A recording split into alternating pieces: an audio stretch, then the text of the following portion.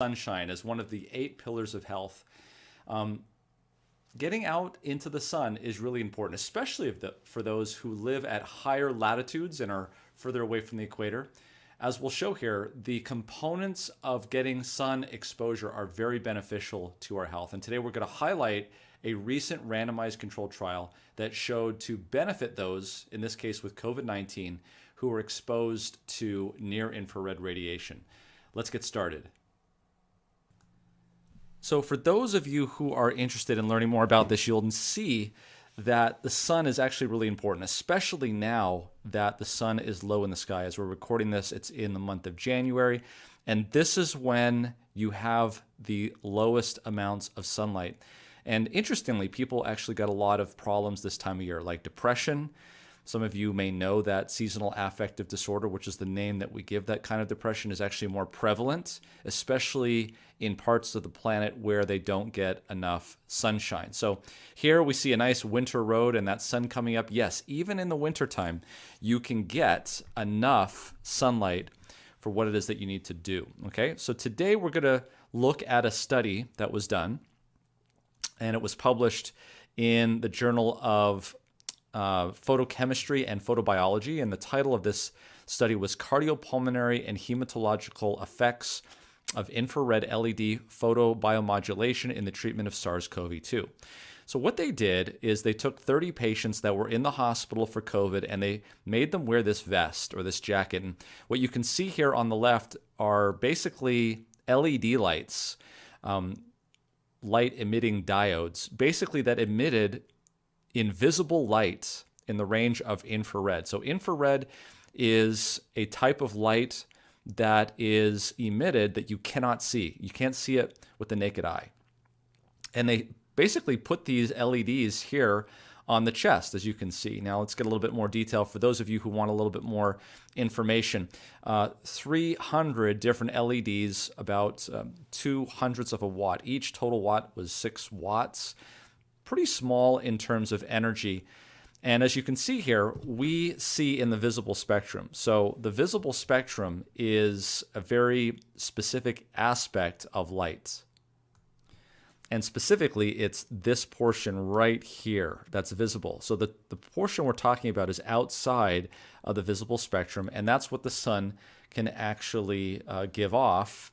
And it does so here, as you can see. Here's the distribution of the wavelengths that the sun gives off. These here are the longer wavelengths that we cannot see. These here are the shorter wavelengths that we cannot see. We can only see this area of the sunlight. But as you can see, most of the sunlight is in the form of infrared radiation. And then specifically, this was given off right here at 940 nanometers. That was the wavelength. And that's important to understand because unlike light, which hits your eyes and you can see it, this type of light, in fact, long wavelengths in this area, so this is 940, can actually penetrate really deep inside of the body. So this light that's coming from the sun, outside of what you can see, actually penetrates and goes through your clothes, it goes through your skin, and it goes down into the subcutaneous layer and even further than that. In fact, there's some data that says it could even go as deep as about 8 centimeters, which is pretty impressive. So, and those who have melanin-rich skin and those who are melanin deficient, you can see that there is still a considerable amount of scattering, although there seems to be a little bit more scattering in those that are melanin deficient. But it can happen in both situations. And that's important because if this black line here represents the total number of cells in your body, this red line here, as you go from 0 years old up to 80, you can see here that there's quite a majority of the cells of your human body that are responsive to NIR or near infrared radiation, which is what we're talking about. So again, if we think about what they did, they put this vest on people and they exposed them to that bright light. They took these 30 inpatients that had COVID-19, and that's where they can't breathe, they can't take a breath in, their oxygen levels are low. And for 7 days, they did this for 15 minutes a day. They put this jacket on them at 940 nanometers, and they wanted to see how that would help. And pretty interestingly here, when they looked at the two groups, Group 1 was known as LED. Group 2 was known as the control group. They were pretty similar in terms of body mass index, in terms of age. There was a little bit more severity of COVID-19 in the intervention group, but they were pretty much the same in terms of men and women. And also, all of these comorbidities were pretty much the same. So good randomization at the beginning. At the end of this, though, notice what happened. Look at the oxygen saturation improvement. In the control group, they only went up by 2.6 percentage points. But the intervention group, who got the near-infrared radiation, went up 9.4 percentage points. And all the way down the line, whether it was the amount of air they could breathe in or how forcibly they could breathe in, what happened to their heart rate and their blood pressure, all of it was improved in those that got near-infrared radiation. In terms of their blood counts, the biggest ones to look at here is the leukocytes, which dropped significantly, which is good. That means that the infection was getting better. But also the lymphocytes got much better, and that's a sign that the viral infection improved. So in their conclusions, they found that that LED light enhanced the effect of conventional therapy. They actually got out of the hospital 4 days faster when they got sunlight or near-infrared radiation from these LEDs. And there was significant improvement in the ability of the neutrophils and the lymphocytes to normalize. Pulmonary function tests improved as well, and all around these patients seemed to do better when they were exposed to light. So really important to notice that. It's really quite something, actually. There was no reported side effects. This was easy. It was low cost. The pulmonary function that they did on the patients were very robust. They used this vest, as I mentioned, at 940 nanometers of light, which is one of the components of sunlight. And these patients improved actually pretty significantly. They said the main limitation of the present study was the size. They used 30 patients. But even despite the fact that they only used 30, these findings were statistically significant. So we actually talked about this on our MedCram channel about why it might be that light from the sun may actually benefit you and how it would benefit, especially in COVID-19. And it has to do with something called oxidative stress. So oxidative stress is something that is related to diabetes. It's something that is related to high blood pressure, cholesterol, cardiovascular disease, stroke, in that in patients who have all of these diseases, their oxidative stress is worse. And the way to reduce oxidative stress is to take antioxidants. We see antioxidants in food. We see antioxidants in medications as well, but primarily in food, especially foods that end in berries. So boysenberry, blackberry, blueberries, things of that nature. And that's because of some chemical reactions that occur in the body. And I'll show you here just briefly. There is something in your body known as angiotensin II, and it's a pro-oxidant. Well, sometimes it's important to have a pro-oxidant, especially if your body's under stress and you need that, then that's something that's good. But you also need antioxidants that can balance that out. One of the major enzymes in your body that balances that out is something called ACE2. Unfortunately, ACE2 is also the receptor for the SARS-CoV-2 virus, and so it can knock it out. But suffice to know that angiotensin II, which is a pro-oxidant, is going to increase the amount of reactive oxygen species. But angiotensin 1,7, which is an antioxidant, is going to put the brakes on reactive oxygen species. So this is a balance that happens in the body. Angiotensin 2 is balanced out with angiotensin 1,7. And in a lot of people who are sick and have diabetes and hypertension, angiotensin 2, this one over here, is winning the battle. And angiotensin 1,7 over here on this side is needing help. Well, the problem comes in where you basically get infected with SARS-CoV-2. And when that happens, you knock out this ACE2, which is balancing things out. And when that happens, you get a lot of oxidative stress, more than the body can perhaps handle. Of course, the white blood cells that are attracted to the area of infection is also going to increase reactive oxygen species. And those reactive oxygen species will eventually damage the cells, especially the cells that are lining your blood vessels, and cause the release of factors that will cause blood clots, and those blood clots will eventually lead to hypoxemia. So what is the way that we have of mitigating against reactive oxygen species? Well, one of those things we've known this for a while, is getting good sleep at night is really important, because sleep leads to melatonin production, especially if we're not exposing our eyes to bright light. Well, what we're starting to see is that melatonin can also be produced, potentially, according to the hypothesis, from near-infrared radiation from, guess what? The sun.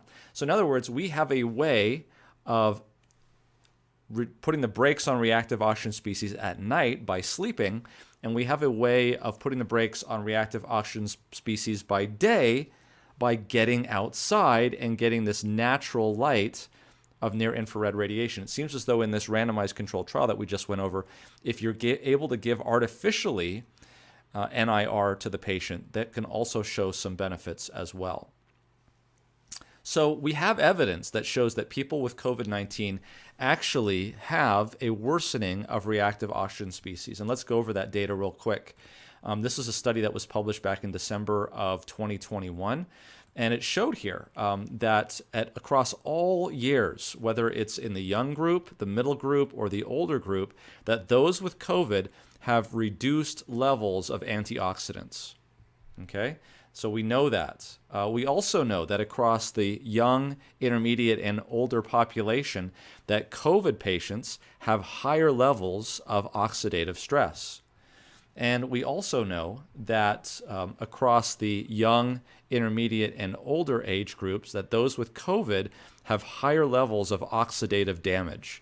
And that oxidative damage can be very important, especially when it comes to hypoxemia. Here we have a blood vessel that blood is flowing through, and it's lined on both sides with these endothelial cells, and in there are these little green things called von Willebrand's factor, and von Willebrand's factor should not normally be in circulation.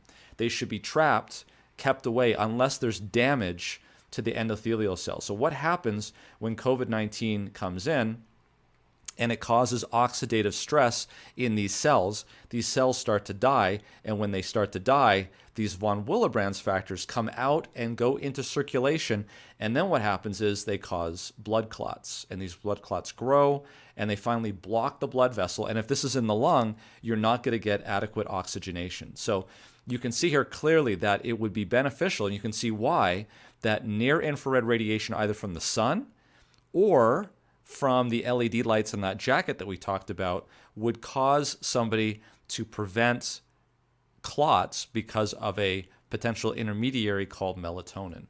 So melatonin is pretty important. And we actually talked about that as well with these von Willebrand's factors on a lecture that we gave on May 6th back in 2020, how they come out and they actually can cause blood clots. So in actuality, you can see here that the sun can cause near-infrared radiation, which would block reactive oxygen species. But what we found here in this study is that not only that can happen, but you can also get the vest, as in this case, so they did in Brazil in this randomized controlled trial, to get the same sort of benefit as well. Okay, so because what we saw in this randomized controlled trial is that the vest actually shut down hypoxemia. These patients got better and were out of the hospital, this is amazing, 4 days earlier. If you think about that, medications like Tamiflu reduces the symptoms of the flu by just 24 hours. This did it by 96 hours, which is just phenomenal. And by the way, there is data that I have seen that patients who are in a room, let's say there's 2 patients in a room, that the one closest to the window is typically discharged more quickly. So I think there is something definitely to say for the sun. And speaking of the sun, let's take a look again at that solar radiation spectrum. So again, we have the visible light, And we have the ultraviolet light, we have the infrared light, and that is coming right in here. And we believe that this is the area here that is very important in the preceding reactions that we've talked about. Now that's important to understand because there is something else that can actually give you near infrared radiation even more than the sun by itself, and that is living in and around green things, because the green leaves and the green grass, as you can see here, this is just from the sun. What happens when you have reflectivity from green leaves and grass? There's actually a dramatic increase in near infrared radiation. So this beneficial near infrared radiation that we're seeing can be enhanced if somebody is and around and is outside green spaces. So that's a really interesting aspect, because a lot of health experts will say that you need to get outside and into green spaces. We're seeing a benefit when people get outside into green spaces. And just to give you a little bit of more information there, this is a near infrared photograph. So this is a photograph taken in the near infrared spectrum, and it's enhancing that near infrared light by making it white. And you can see here that the trees are just shining and the grass is just shining. So again, it really helps when you get outside, especially into green spaces. Here is another photograph looking at Central Park. You can see the buildings are pretty cold in terms of reflectivity. They're blue, but the trees are just lighting up really brightly. So if we were to compare the jacket with the sun, you would see here that the jacket is concentrated at one wavelength, which is 940. Whereas the sun is concentrated, 53% of it anyway, in this near infrared or infrared spectrum. And you're actually getting about 25 times more power in that kind of an area. So it really makes you wonder, if the sun is so powerfully good for your health, wouldn't it make sense that we would notice that perhaps in the wintertime that the lack of sun would cause more illnesses? And that's exactly what we see, isn't it? I mean, in December, in January, November, when's flu season? Flu season is always in the wintertime. We know that. We have some more information, though. We can look at this scientific report. This was published in Nature, which is a pretty prestigious journal. And it showed, asked the question well, what is it that contributes to COVID-19, SARS-CoV-2? And so they looked at the countries of Europe in the autumn of 2020 and asked, what was the thing that determined when the first surge was in their country, or the inflation date as they called it. So they mapped out when the inflation date was, okay, and they put it according to a number of different variables. One was temperature, the other one was humidity, and the last one was latitude. Latitude is basically a way of saying sunlight, okay, or lack of sunlight, going from least to most, okay? And what did they find? They found absolutely no correlation between temperature and the inflation date, or when the country first noticed its surge. They found no correlation between humidity and when they first found the surge. It was a flat line. But notice here that Finland, which is the highest northern country in Europe, was the first one to experience the inflation date way back in September. And Greece, which is way at the bottom, was the last one to experience the inflation date, which was in October 19. Okay? Notice, let's take a look at those maps. Here is Finland up here, and here is Greece down here. And then all of the other countries are in between. And they line up perfectly, as you can see here, in this graph. So this is data that is very suggestive that sunlight is actually very important in this factor. There's another study that was done. This one was published back in April of 2021, and it looked at latitude and not the incidence of inflation, but the deaths associated with COVID-19, not just in the United States, but also in England and also in Italy.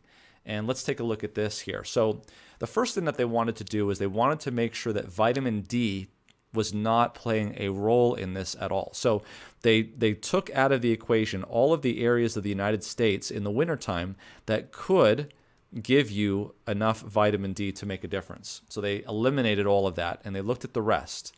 And what they found was really interesting. Here they actually tied it to ultraviolet A radiation, but really it could be any kind of radiation from the sun. And what they found was that when they looked at the COVID-19 deaths per million, okay, they found that there were higher deaths per million when they got the least amount of sunlight from the sun. And that when they got more sunlight from the sun, the COVID-19 death rates actually went down pretty significantly. They then looked at England and they tried to predict, and guess what they found? The same sort of thing happened. Here we have COVID-19 deaths per million, and notice that it went down with increasing amounts of sunshine. In Italy, the same thing. It went down with increasing amounts of radiation. And that caused the authors of this study to say the following. They said, in conclusion, this study is observational, and therefore any causal interpretation needs to be taken with caution. However, if the relationship identified proves to be causal, it suggests that optimizing sun exposure may be a possible public health intervention, given that the effects appears independent of a vitamin D pathway. It suggests possible new COVID-19 therapies. Now, I had the opportunity to collaborate with Margaret Scutch. She is a professor of geography at the university in Mexico. And we looked geographically across the planet to see whether or not there was a correlation between where you lived on the planet and the COVID-19 death rates. And it's a little complicated because you have countries like Chile, which are very long, and they span a number of different latitudes. And also there are different countries with different BMIs. But basically what we found is that in countries that had a high BMI, okay, that there was a correlation between death rates and latitude, that higher latitude equaled higher mortality. And we actually published this paper in a peer-reviewed journal, and it was titled The Geographical Approach to the Development of Hypotheses Related to COVID-19 Death Rates. So you're thinking, wow, this is amazing. We had no idea that exposure to light would have such a huge impact on our well-being. Let me give you another study, by the way, that I just had pop into my head. There was a study that was done in Oxford and also in Leiden, the Netherlands. So Oxford, England, and Leiden, the Netherlands. And what they did was very simple. They simply drew blood on a number of patients. I think it was somewhere close to 7,000, or it could have been even more than that. And they looked at the weather reports in those two cities where these people lived, and they asked the question, how many of the last 7 days was there adequate sunshine? And they could look up at the weather report based on whenever these people went in to get their blood drawn. They would just look at the previous 7 days, and they would quantify how much sun there was in those previous 7 days. And then they marched it out, put it through a computer, and they found, lo and behold, that in general, on average, the people that drew blood after 7 days of more sunlight had better, on average, better indices for insulin sensitivity and for triglyceride levels. And this went across the board. In just 7 days, if you're getting enough sunshine, you can actually get improved cardiovascular and metabolic outcomes. So if you want to go in and get a blood test, my recommendation is to get as much sun as you can in the previous 7 days. That way you're going to get the best tests possible. But folks, this has been around for some period of time. This is not news. Let me show you here what some formidable and well-known people have said about sunshine and light prior to even this century. Let's look at John Harvey Kellogg. He wrote this in Light Therapeutics, a practical manual of phototherapy for the student and the practitioner. This was published by the Good Health Publishing Company in Battle Creek, Michigan. And this is what John Harvey Kellogg said. He said, heliotherapy, or the use of sunlight as a curative means, is one of the oldest of natural healing agents. It is only within the last 20 years, however, that the physiological and therapeutic effects of light derived from natural and artificial sources have been made the subject of careful scientific study. Within this period, numerous investigators have devoted themselves to the study of the subject, and the extended researches that have been made and have resulted in the development of a new class of therapeutic methods, principles, and measures which constitute the science of phototherapy. There was another formidable, well-known physician who was the medical director of the New England Sanitarium in Boston, Massachusetts, a gentleman by the name of Wells A. Rubel, who went on to become the first president of the College of Medical Evangelists, which is now known as Loma Linda University in Loma Linda, California. Back in 1918, during the pandemic, he said the following, as was printed in the periodical Life and Health, May 1st, 1919. He said, "The present epidemic of influenza has furnished excellent opportunity to test out the efficacy of rational treatment in dealing with respiratory disorders, especially in conditions accompanying and following attacks of influenza." So he basically would apply sunshine and hydrotherapy to his patients in the sanitarium, and indeed in 10 sanitariums in the Northeast. And what he found in comparison to the Army hospitals is that when they started this treatment relatively early, that the progression to pneumonia in his patients only had a rate of about 2%, whereas in the Army hospitals, it was 16%. This is where a lot of his benefit came early on, and because of that, the infection fatality ratio in those sanitariums was only 1.1%, whereas the infection fatality ratio in the Army hospitals was almost 6 times that. And so, folks, this has been well known. This is not a secret. There have been many, many healthcare institutions and hospitals which have looked at this and have used heliotherapy as a bedrock or a cornerstone of therapy and treatment. Ellen G. White, who was a health reformer in the 1800s, wrote this: "The feeble ones should press out into the sunshine as earnestly and naturally as do the shaded plants and vines. The pale and sickly grain blade that has struggled up out of the cold of early spring puts out the natural and healthy deep green after enjoying for a few days the health and life-giving rays of the sun. Go out into the light and warmth of the glorious sun, you pale and sickly ones, and share with vegetation its life-giving, health-dealing power." That's the health reformer, May 1st, 1871. And she also says, interestingly, as we talked about melatonin, not only coming from the sun in the day, but coming from the pineal gland at night, only if you're not exposing your eyes to bright light. We know that now as scientists here in the 21st century. Well, she said this back in 1888 in a letter published to her secretary. She said, "Make it a habit not to sit up after 9 o'clock. Every light should be extinguished. This turning night into day is a wretched health-destroying habit." And she knew this very, very well. And folks, since her time, as you can see here in the red bar, near-infrared radiation has been decreasing in our lives for many different reasons, for 3 reasons. The first reason is that we're only spending about 7% of our life outdoors, whereas in the past we spent much, much more. The other reason is that we're using glass in our homes that block out near infrared, because that's the type of radiation that heats up the inside of your home and causes you to use more air conditioning. Also, we are using LED lights in our home that don't have any near-infrared light as well. As you can see in this graph, here we have the sun, which with its wide spectrum. Here we have a LED light, which is only in the visible spectrum. And here we have a incandescent light here. This is that blue line, which is the type of bulbs that we used to use many years ago that gave us infrared light. As I mentioned before, the glass that we have here, we have the infrared spectrum right here.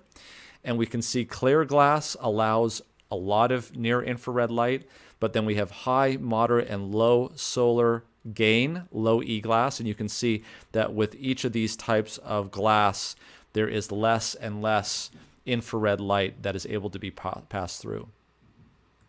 So in conclusion, what I would recommend is we need to get outside and obtain as much sunlight as possible, especially during the winter months. Now, you don't need to be in direct sunlight. You can be outside and still get plenty of near-infrared light, especially if you happen to be around green areas. but I know that some of you may not be because of where you are in the winter, in the season. The other thing I would say is that near infrared radiation can penetrate through clothes. It can penetrate through sunscreen if you happen to be putting it on. And so just be aware that you don't have to have sunlight directly exposed.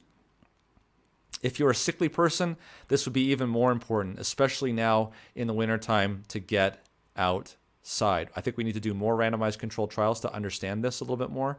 And I think, as a call out to healthcare professionals, I think what we need to be doing is getting patients who are in the hospital and getting them exposed more to natural light, more to the sun, especially getting them outside if the windows are blocking out that beneficial near infrared radiation.